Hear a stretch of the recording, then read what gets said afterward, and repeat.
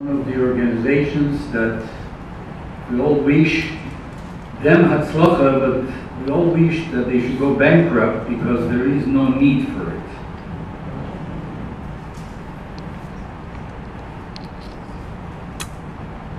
More closer home, one of the members of our community, Mrs. Gottfried Leah Henne Bas Elke Miriam, is one of their patients who is awaiting.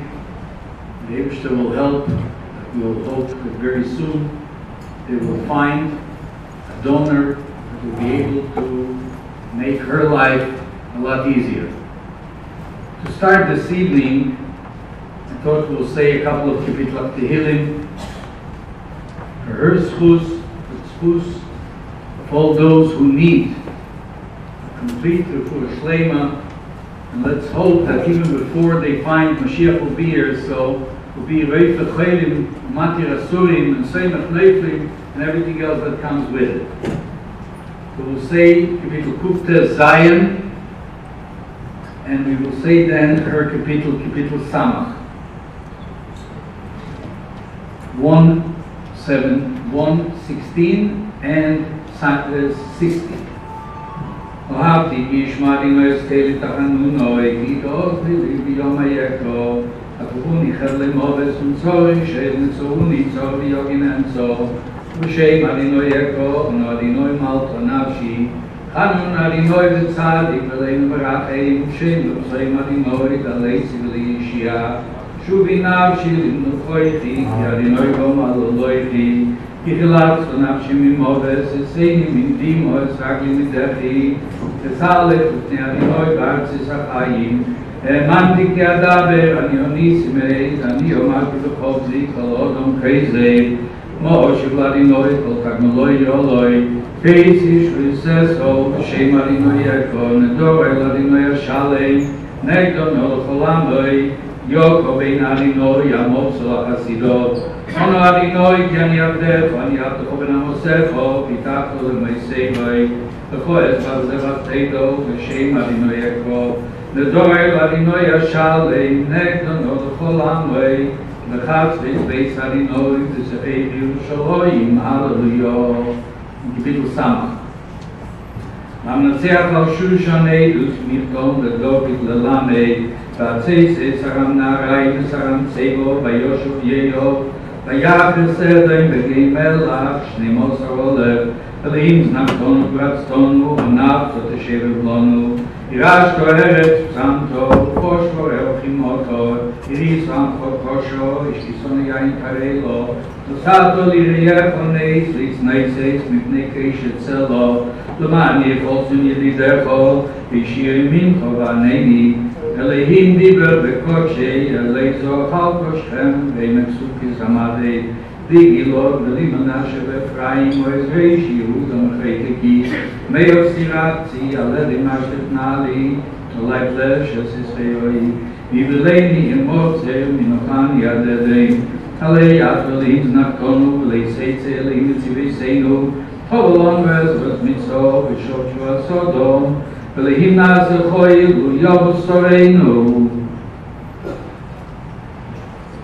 was thinking to say a few words as an opening to this program, as you know, we have with us two important individuals that are going to address us. One, as I will introduce them, one is an individual that has, Baruch Hashem, donated kidney and has a story to tell. And the second one is the director of Renewal here in town, and we'll hear from him shortly. I was thinking to start with a story that maybe just as in a way of opening. In 1929, this month, the previous Lubavitcher Rebbe went on a tour to Eretz Yisrael, and from there to America. He was in Eretz Yisrael right around Tisha B'Av, this weeks were present in. He was in Hebron. He was in the yeshiva, both yeshivas of Hebron that were in existence at that time. Shortly after, when he was on his boat to the United States, the terrible news came about of the massacre that took place in Hebron. Shemi Domo, his own relatives, his own Talmidim, amongst many other Jews. And unfortunately, the Rebbe got a terrible, terrible kidney attack on the boat. It was Sakonas Nefoshes. The Ashgacha Pratis by divine providence on the boat with him was an individual by the name of Dr. Volach, the founder of the Shari Tzedek Hospital in Yerushalayim. Dr. Volach was on his way to the States to collect money for Shari Tzedek, for its very existence. Dr. Volach took immediately charge of the medical aspects, and if we can say literally, he saved the Rebbe's life. The voyage at that time took 2 weeks, 2.5 weeks, I'm not sure exactly to the date, but a day or so before they came to the United States, Dr. Volach, who was personally not a Chosid, was a Erlacharit, a Rishonai, did tremendous kind acts on behalf of many, many Jews. And while he was treating the Rebbe, he became somewhat attached. So a day or two before they came to America, he came in to the Rebbe's room, and he asked the Rebbe, "Till now I came in to your room as a doctor. May I come in as a chassid for a long time?"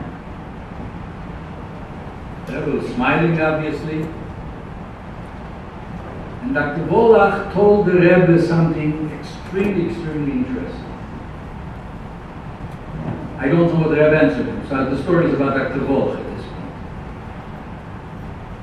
He told the Rebbe that he is a great believer in what Chazal say, HaKadosh Baruch Hu makdim refuah l'mako. That Hashem, before He sends a plague, He sends a cure. And therefore He asked the Rebbe that he needs something to do a tikkun for himself. What can he correct? Because he believes that if he wouldn't have been on the boat, the Rebbe would not have gotten the attack. So he needs to know what he can fix, what he can correct. There's a heritage from a Jew. What I think we can learn from that is Nifloim Dagli Hashem. We don't understand exactly the plan, but we do know that the Eibishter will send and has prepared before, and there are people that are dedicated to do so. We'll send the proper cure to Mrs. Godfrey and all those that need to be helped. And we are certain that with our adding in tzedakah, in Torah, in tefillah, in assisting those who assist, especially if one can do himself a contribution to help others. And I know that tonight after the program there will be special individuals that will be there to test those who would like to see what their blood type is, if they can help in any way. Will be later on, and I'm sure that some people will announce exactly the details of what one can do. With no further preparations, I would like to start with introducing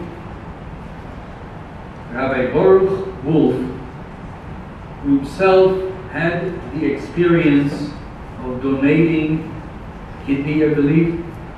He is currently the director of Chabad and the medical centers in Long Island, New York, and it will be our great privilege to thank him for coming, and we will hear his message.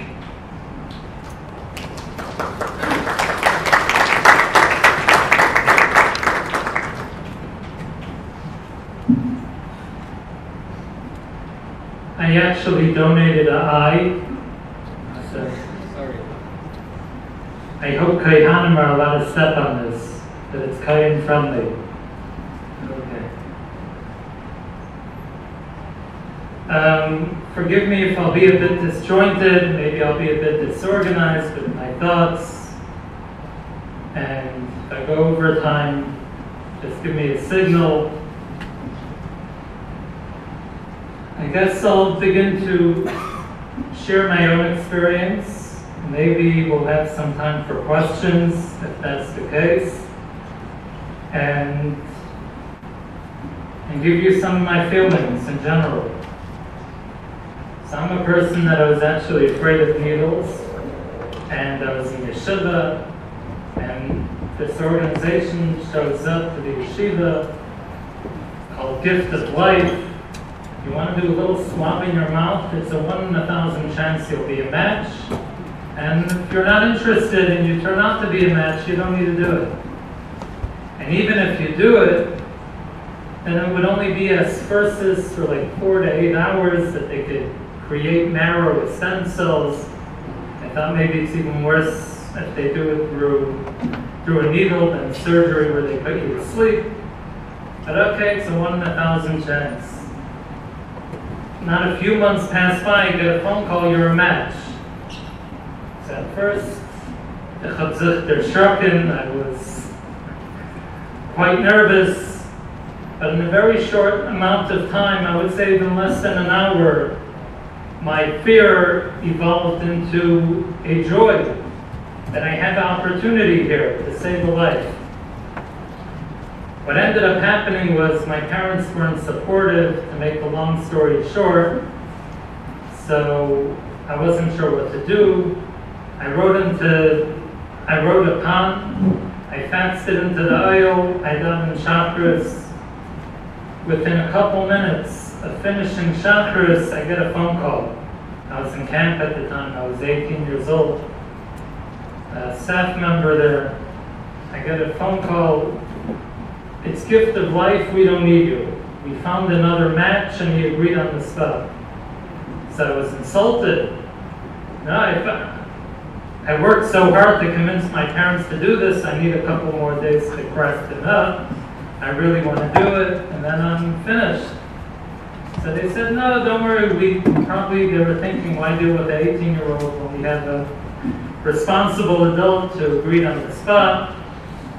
And I felt like I lost an opportunity, but I didn't feel bad the way I felt the day before, when I felt that if I won't do it, maybe, God forbid, someone may lose their life because I didn't step up to the plate when the opportunity was there. And anyways, fast forward a few years, I read on Chabad.org, I believe it was, there was a shliach, Rabbi Simon in New Jersey, donated his kidney to a stranger. So immediately it was like a chayzer veneer, maybe that lost opportunity could have a second life. So he had like 7, 8 kids, I assumed he wouldn't do anything reckless. If he agreed to do it, probably it's not a major Mesiras Nefesh, or not judging his. For me it wouldn't be a major Mesiras Nefesh. I had a couple surgeries by that type, minor laparoscopic surgeries, ironically the same surgery they use for the kidneys, minor stuff, just appendicitis and another hernia. And by that point my fear wasn't there of surgery, and I had that excitement that returned, maybe Taka, it's my opportunity to save a life. So I met with the shliach. I heard what he had to say, what it consists of. He confirmed my thoughts, that it's not a major commitment. I called up a friend of mine, a professor, Dr. Google. He concurred. And so I did the last step to make the decision, at least in my own mind. I went to the oil, I wrote a pan, and I wrote, should I do it? So I dropped it by the oil, said some Tehillim. I come out, I look at the video screen, and the moment I walk in the room, the Rebbe said on the screen, V'ahavta l'reacha kamocha means kamocha mamash. It's not just an expression. So at that point, I figured the Rebbe was nudging me a bit, and to proceed, which is actually what I wanted to do at the time anyways. So I contacted an organization in Brooklyn I was referred to, where Rabbi Yanheim works for, or with, and I began the process. Needless to say, I waited the last minute to tell my parents. They weren't crazy about it, and thank God my wife was supportive, and I spoke to Rav. The Rabbanim were supportive.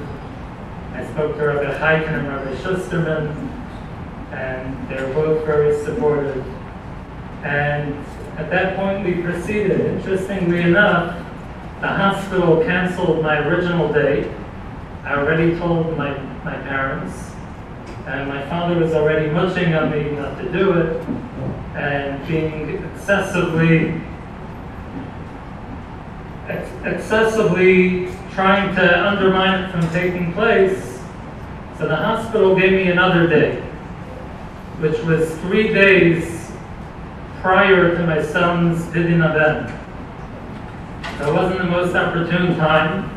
My wife just had a surgery, but I decided, as a gambler, I almost missed my flight today. So as a gambler by nature, I said, you know what, I don't know if I'll be up with it, I'll take the date.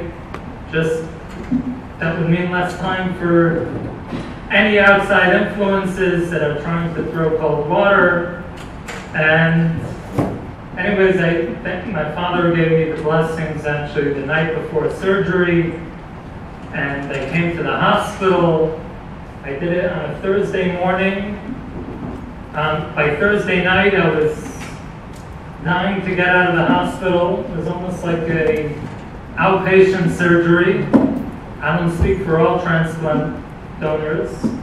Not everyone takes trauma differently. A surgery is a form of trauma, of course, but Friday evening I was in Shul, and Sunday afternoon I was by my son's Pidyon Aben. The Sunday morning running to the airport to pick up my mother. Sunday afternoon by the Pidyon Aben. So it was a very seamless process, thanks to a lot of supportive people, including their organization.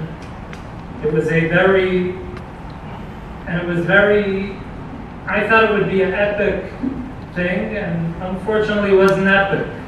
It was very boring. So if you're looking for something, a get-rich-quick scheme or a get-epic-quick, it's not epic. So, just a few interesting facts, if I may. First of all, you could only do it once. If I could do it 100 times, I would do it 100 times. I donate platelets on a consistent basis.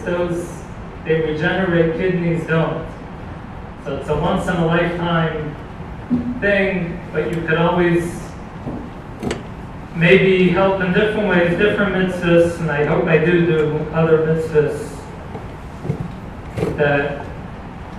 But some interesting facts: 1 out of 500 people are born with one kidney. You would think they would know about it, but they don't. You probably wouldn't know if you have 42 teeth or 43 teeth, and the person only needs a single kidney to live a fully healthy, productive lifestyle. You're not on a special diet. You don't get a whole new things that you can't eat anymore. Sushi, this, that. I think the recipient can have sushi after a transplant, but the donor could. So you can have whatever you want. It's a very, living on one kidney is totally fine, but that 1 in 500 people, I wasn't sure if it's a made-up stat or a real stat. Until I had a friend, a classmate of mine, he actually went to Yeshiva in Toronto, in the Lubavitch Yeshiva here, and he was born with one kidney, and he didn't know until his late 20s when he took a CAT scan for a side issue, and the doctor said, by the way, you're aware you only have one kidney. He said, no, I wasn't. He said, don't worry about it. It's fine. You don't need to take any further precautions, but I was just curious if you were aware of that. So he was one of that statistic that's born with one, which I guess the implication is he can donate.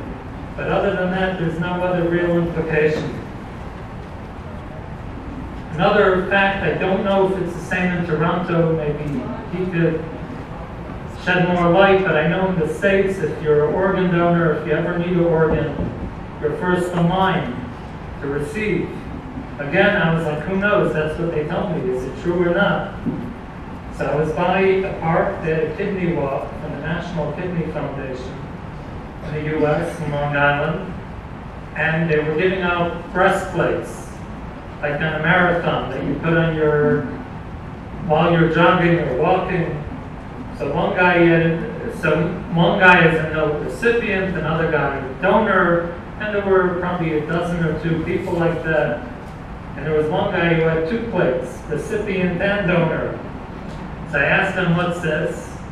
So he said, many years ago, about 35 years ago, I was in the military and my sister needed a kidney. I donated to her, and then eventually I got sick once from an infection I had, which destroyed my kidney. That's another thing most people don't know, that kidney disease is a package deal, I think in all instances, if not almost all instances. And he contacted the hospital. Maybe, I don't know what the procedure was, maybe in the questionnaire. They asked him if he was a donor. Instead of waiting 5 to 10 years, he waited 2 months. No dialysis, no nothing. At a convenient date, when the right person was never at the wrong place at the wrong time, a car accident victim, he went ahead of everybody and he got the organ. So it really acted as a life insurance policy in a way, that when he needed it, the infection would have came regardless. That wasn't an anomaly due to something earlier in his life, but because he gave, he was the first to get. So that was a tremendous privilege that came out not only for the mitzvah, but actually for to help him when he needed it. Interestingly enough, the guy I donated to, a lot of people, they donate to people, and they donate to a father of a big family, a mother of a big family, a little child, a big doctor, a big something productive. And actually the guy I donated to, I gave to the first guy on the waiting list, and Nebuchadnezzar's Parnassa was destroyed. At one point he was an engineer, but the illness, as it always tends to do, it destroyed his career. And he wasn't married, he didn't have children, so there was none of that nachas, and in a certain way, I felt shortchanged. Interestingly enough, I knew it was Hashgacha Pratis, that he'd be the recipient, but it was a bit of a shmug when I saw other people dancing at weddings of recipients' kids, or this or that. And I felt I wish I would have gotten that nachas, to see all the people that have so much joy that this life was saved. And it's interesting that God works in mysterious ways. I didn't get the nachas up front, but different interesting brachas came to my life. There was a lot of resistance, for example, of me opening up another Chabad house. It's like Chabad house number 40 in Long Island. What do we need it for? Stepping on each other's toes. And eventually I went very low. I was very discreet in general with my kidney donation, but I told the head shliach, because there was a lot of resistance, which he bent down to. And I said, you know what, I'm not the type of people that take from people, I'm the type of people that give. I'm not going to step on other shluchim's toes, and it's not my purpose of opening up a Chabad house. And they said, Exhibit A, and I told them the deed, and I felt silly doing it. I don't like tooting my own horn, but sometimes when you got to get on both knees and beg, you do what you got to do. They said, very nice, it's very interesting, I didn't know that. So a few days later he called me back. He said, maybe you want to make a Chabad house to the medical community in Long Island. I said, it's a deal. So actually my lifelong work that I'm involved in now with the Chabad house to the medical community in Long Island actually materialized out of this. So there were other brachas that the Eibishter had in mind for me. So he didn't remain a Baal Chayv. That's not something I could say. But what's interesting is here, it's not something that you got to do with the Shema. I think you'll all get the nachas up front from seeing someone within your community that you're going to sustain literally on a day-to-day basis. And it's interesting, as shluchim, Lubavitchers, our first instinct is you want to do something good, put on film with someone. But many people, or another mitzvah, take someone closer to the Eibishter. Something that many people don't know is when people lose their kidney function, unfortunately, they use their function to excrete waste, the liquid form, their urinary function ceases, and Asher Yatzar becomes something they can't truly do. I don't know at what phase of dialysis, but it comes to a certain point that when the recipient of the kidney finishes surgery and they start making Asher Yatzar properly again, that they're actually doing the deed, it's not an empty bracha. So if someone does it within their community, they give another yid the opportunity 5 times a day that the bracha they make won't be an empty bracha. I know a lot of you would make personal sacrifices, maybe make a bet, if you put on film every day, I'll do this, Reb Yid. And you beg him in the office, just take the film, put it on every day, and I'll do whatever. I'll lose 20 pounds. I'll stop smoking, whatever the deal you make. You can make something so minimal, and another Yid gets daily multiple brachas. That's something that is right up Chabad's alley, as is chesed. The Rebbe was, of course, Yisrael, so you don't need an extra excuse to do a chesed of this nature, but that maybe if for some silly reason you need an extra impetus, let it be that. Many, many more brachas for Mir Hashem, many more years. And one thing my parents taught me, you see a mess, clean it up. You see a puddle of water, it doesn't mean you did it. Just go to the dispenser, pull out a few paper towels, clean it, throw it out. It wasn't your fault, you didn't do it. But do it anyways. There's a mess, clean it up. So, of course it's no one's fault that there's a mess in this community, but there is a little mess. For one family, a big mess, and hopefully if you have a feeling enough, it's a big mess for the entire community, because you feel it.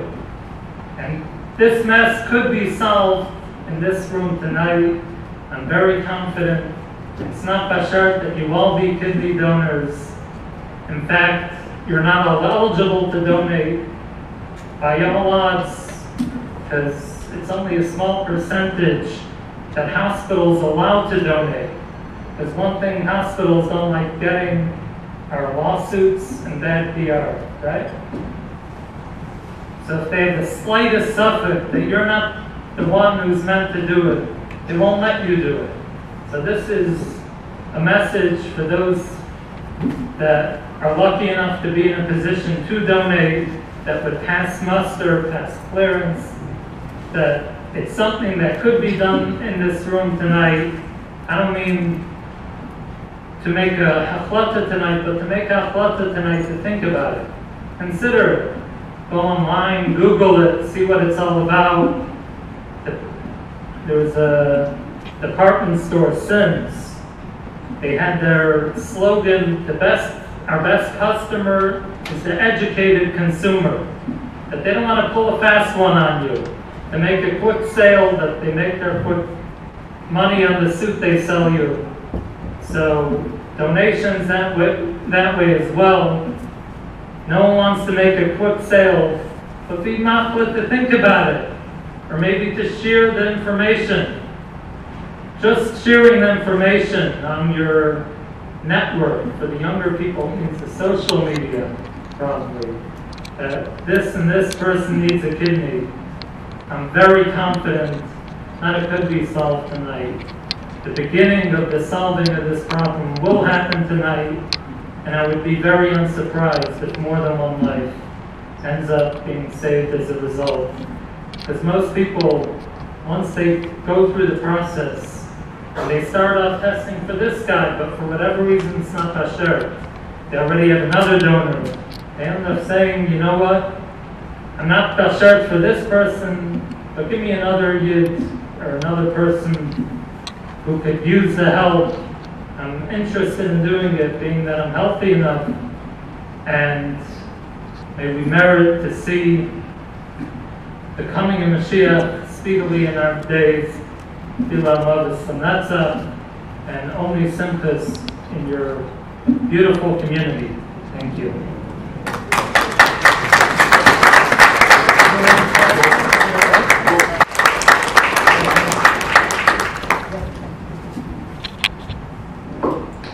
Good evening, everyone. I'd like to start by thanking everyone for coming out this evening. We're all busy people in the evenings, and this is a beautiful turnout. Thank you, Rabbi Gansberg, for hosting this wonderful event, and thank you to Rabbi and Rabbi Godfrey for the incredible work you've done in organizing this event. As Rabbi Gansberg stated, I'm the director of Renewal Toronto, the Toronto branch of Renewal. Renewal was founded in the Chassidish community in New York about 10 years ago by a wonderful young man called Mendy Reiner. And Renewal has only one purpose. Renewal's mission is to find living kidney donors for Yidden, for Jews who are desperately in need of a kidney to save their lives.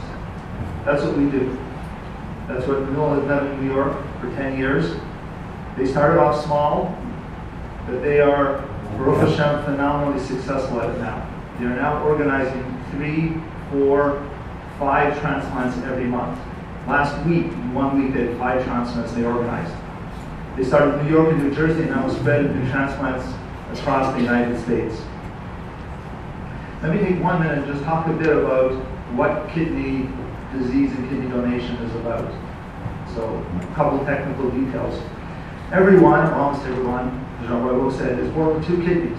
Kidneys about the size of one's fist. We have 2 of them in the back of our body, in the abdominal cavity. And the kidneys filter the blood and take waste out of the blood and then eject it from the body. When a person's kidneys fail, which can be for a variety of reasons, their body can no longer eliminate the toxins, the contaminants in a person's blood. And the result is their contaminants build up in the body and the person dies. Matter of days, matter of weeks, the person dies. Kidney failure is a terminal disease. There is no medical cure, there's no medical treatment for kidney disease. There are only two things to do. One is to go on dialysis, as Aaron Cohen mentioned in the video. Dialysis means getting hooked up to a machine, and the machine is huge. And it's a filter. The person's hooked up to the machine, and blood is taken from their body, comes through the machine, a filter in the machine, and goes back into their body. This machine, that one is hooked up to for many hours a day, works 15% as well as the two little kidneys that Kadosh Baruch Hu gave us. So the amazing niflas of Boirei, we have these two little kidneys, and the scientists have developed a huge machine which only does 15% of the efficiency of what our natural kidneys do. But dialysis is not a solution. First of all, as Aaron Cohen mentioned, it's a painful, exhausting process. But even worse than that, there are a lot of medical complications that come from dialysis, and the average life expectancy on dialysis is about 5 years. Most people don't live beyond 5, 6, 7 years on dialysis. And then they have one of these complications that hits them, and that's the end. The only other solution for kidney disease is to get a kidney transplant. And the way the Kadosh Baruch Hu arranged it, it's amazing. You can take a kidney out of a living person, you can snip it out of a living person, sew it into a sick person whose kidneys don't work, and it starts working usually within seconds. And this is plug and play. It's true niflas of Boirei. You can take a kidney out of a living person, sew them up so they can walk away. Well, after a couple days they can walk. And the other person, immediately they're safe through this kidney. And that is the only cure for kidney disease is a transplant. There's no medication, there are no pills, there's no exercise, there's no diet, there's nothing that works except getting a transplant. Donating a kidney is saving the person's life. It's not as dramatic as seeing someone in a river, pasfachlu, or drowning, and going and jumping in the river and saving them. The person's a hero. Because you see they're dying, and a minute later, they're alive. But make no mistake about it, donating a kidney is as much, Hatzalas Nefesh, as much saving the person's life as pulling them out of the river. Let me come back to Renewal. So I mentioned Renewal New York. I became aware of Renewal New York about probably 7, 8 years ago when I saw an ad in Hamodia that said they were looking for a kidney donor for a certain person. I, with the support of my wonderful wife who's sitting here, responded to the ad and ended up donating a kidney through Renewal in New York to a man who was in Eretz Yisrael. When I was going through that process, traveling to New York for the tests and for the operation and for the recovery, I said to myself, there are 200,000 Yidden in the greater Toronto area. Undoubtedly there are Yidden in Toronto who need a kidney, and hopefully there are people in Toronto who would be willing to give a kidney. We should have an organization like Renewal in Toronto. Now, I don't really have time to set up an organization. I have a large family, I have a very busy job that takes me traveling. I'm involved in other things in the community, but I just thought we have to do something. So I said to the folks at Renewal in New York, I said, look, I can't set up an organization, but can I piggyback on your organization in New York and set up a satellite branch of Renewal in Toronto? And they thought about it, they came back and they said yes. So that's what we do. We have an organization here. I do it in my spare time with the tolerance of my wife and the help of some volunteers. And over the years, Baruch Hashem, we've been very successful in arranging a number of kidney transplants here in Toronto, including, let's say, the Mrs. Consker. She became aware of this through actually the very first event we ever had here in Toronto, which was in fact in this building. We currently have people in Toronto who need a kidney who phone us and say, I'm sick, and I need a kidney. We currently have on a list about 16 Jews across the GTA who are in need of a kidney. We work with people across the entire Jewish community, okay? From people not from this affiliation, that affiliation, young, old, male, female, whatever it is. We take all patients and we try to help all people. And we rely on events like this and some advertising that we do in certain publications in the community and on word of mouth for people to come forth and say, I'm interested in being a donor. What Renewal then does is we work with potential donors to provide you with all the information that you need to make an informed decision about whether this is a mitzvah for you. Not every mitzvah is for every person. And we don't pressure or persuade or force anyone. This is a big decision. Some people, like Rabbi Wolf, think that it's not a big deal, but it is a big deal donating a kidney. And it's not a decision that should be made lightly. But once a person makes the decision to donate a kidney, at Renewal, we're there to help the person as much as we can. We provide advice to them. We hook them up with previous donors they can get. They can learn about the process from. We help them tell them what to expect at the hospital. We help them through the surgery, through the recovery process. We provide financial assistance to donors within the parameters of what we're allowed to do by law. And this is what we do. People come forward and who are willing to help. And it's a very gratifying process. And it really is, we're always in need of donors. Unfortunately, about a month ago, we had a man who was on our list who lived about a kilometer from here. He'd been on dialysis for 4.5 years, and he passed away a month ago from the complications of dialysis. We found two different donors, both of whom were rejected at the last minute by the hospital. And it's real. It's real. We're talking about saving people's lives. That's what we're talking about. If you're interested in knowing more about it, you probably saw on the way we have an information table with information. We also have a registration table. If you're interested, you can fill out our form. You can do a little HLA swab in your mouth. You can do a blood test if you don't know your blood type. Fill out the form, and then we'll be in touch with you in the coming days or weeks to see whether this makes sense for you. And if you fill out the form and everything, you're not committing to anything. A potential donor can always change their mind, even up to the moment that they're in fact being wheeled into the operating room. And in fact, that's what they ask donors: is if we still want to do this. And if the donor changes their mind at the last moment, then the hospital just says to the recipient, sorry, the operation is canceled because we found a last-minute medical complication with the donor. They'll never tell the donor, they'll never tell the recipient to fulfill this great mitzvah. I'll finish off by saying that every kidney donor who I know, who I've ever met, says two things. One is that being a kidney donor was an exhilarating peak moment in their lives, akin only to getting married or giving birth to a child or something on that level. Most kidney donors, everyone that I've met, puts it up there with their top sort of half dozen experiences in life. It's an incredible privilege to be able to do it. The other thing is everyone says it, and I did coach Mrs. Concert to say it on the video. Every kidney donor I know says, if I could do it, if I had some more kidneys to give, I would do it again. I urge you again to come outside. I would urge you to give little sign-up cards for our email list. We don't ask you for money on our email list. We don't even ask you for your kidney. What you'll get is an email from Renewal, New York, every time there's a transplant happening, and it has a little blurb about the donor and the recipient and their Jewish names, and we'll ask you to say Tehillim for them. It's really quite inspiring receiving these emails on a regular basis. So please sign up. Okay? We have water bottles for people who sign up. And again, we have if you want to register outside. If I have a minute or two, maybe I'll just take any questions people might have about the process of being tested for a kidney donor. I will say one other thing. I want to say one thing about a kidney donor. Scientific research on kidney donations has existed in medical technology since the 1950s. And many studies have been done on kidney donors, and it's been found that kidney donors live longer than the average lifespan. And kidney donors live longer than average people. So it's a great thing. So the scientists want to figure out, medical researchers, why is that true?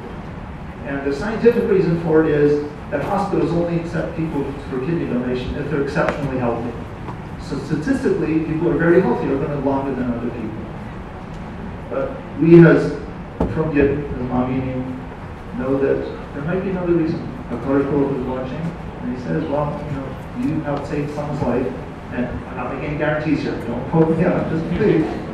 But it could be, we don't know the way he works. It could be that he looks down and says, these people, I'll give them a little extra something. Thank you for listening.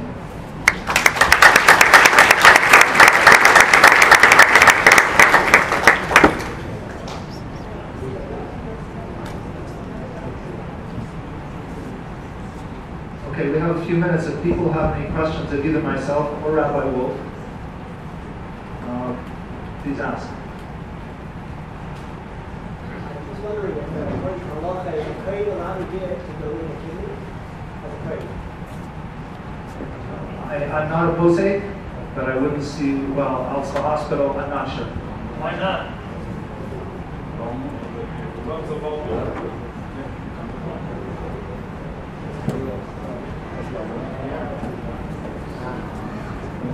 Ask. I don't know. Is there an age limit? I was asked here, is there an age limit to being a donor? The hospitals in Toronto used to have an age limit of 65 or 70. Someone told me tonight that in fact that limit has been lifted, and if someone's healthy enough, they can donate even at an older age.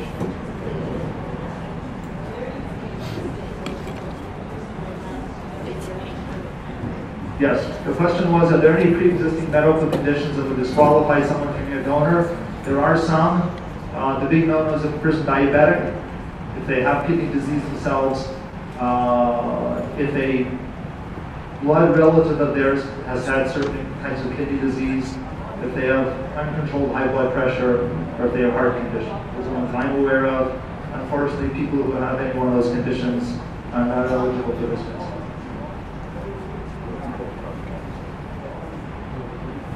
What is the process? Not the process of donating, the process of getting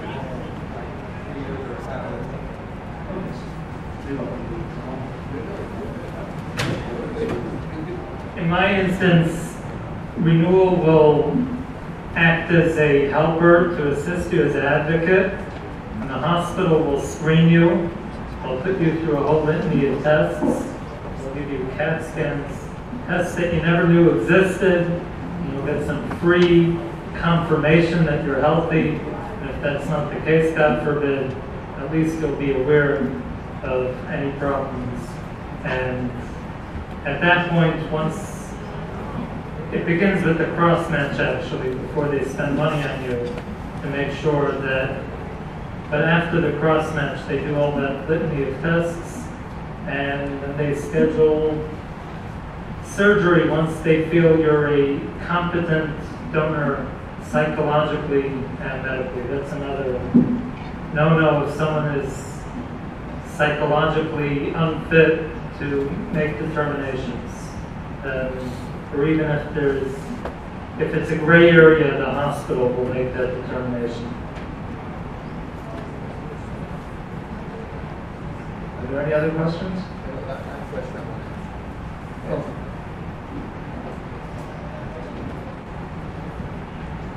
Thank you very much, everybody. Thank you.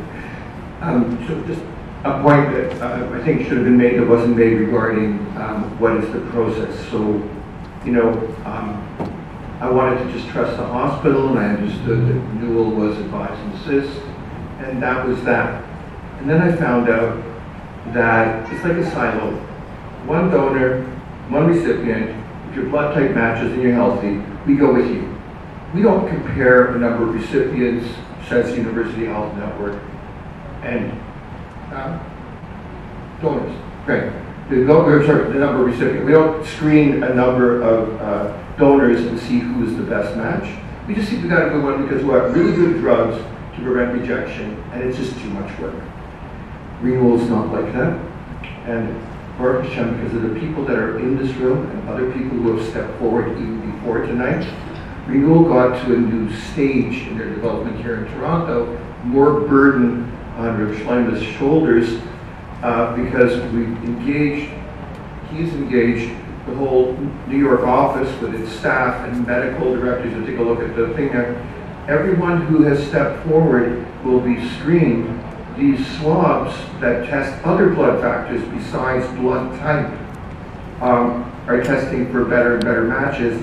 So there is the opportunity to find really the best match for my Leia, but besides that, there are another, 16, recently it was 17, now it's 16. Now the 16 potential recipients, your mitzvah might be for her, your mitzvah might be for someone else, and you'll know that you've got Yiddish expertise at the highest level medically, doing screening that then feeds back so that we can tell the University Health Network, we'd like to go forward with this person, so we'll just put that one forward.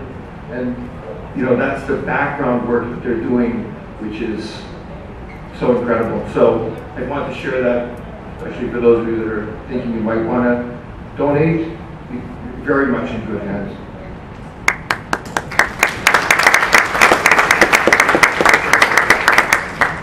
Are there any more questions? Please.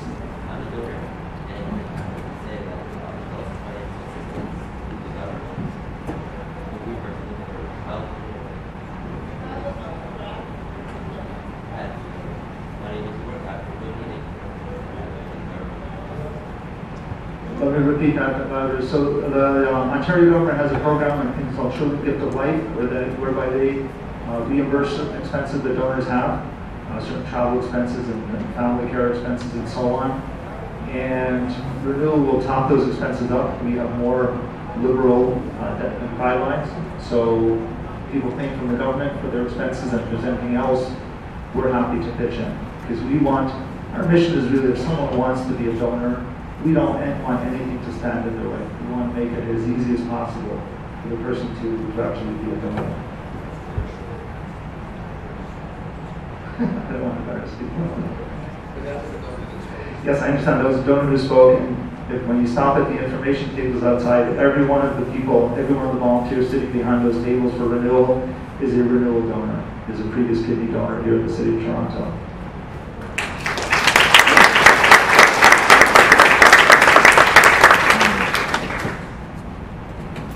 If there's nothing else, I'll thank everyone for coming out. Bye-bye.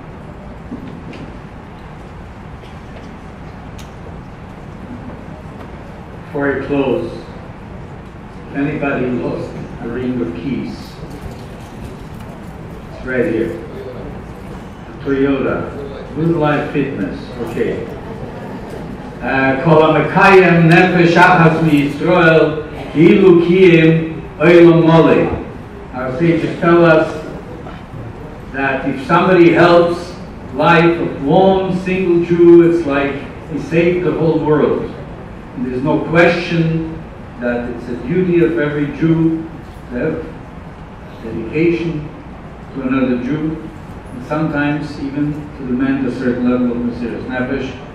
I want to give again, on behalf of everyone here, and those who couldn't be here, a bracha to Leah again. She should have a successful finding a match, Arichas Yomim V'Shonim Teves, together with you and the kids, and see a lot of Yiddish Chassidish and Nachas.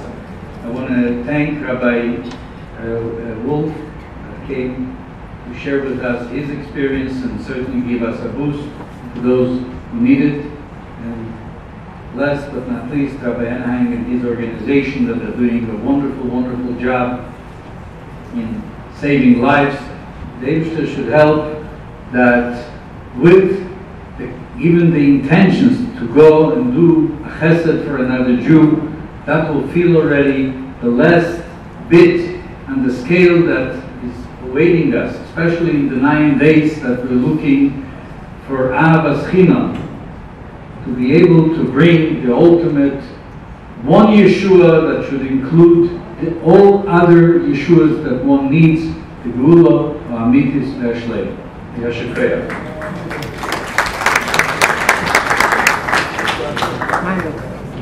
My review.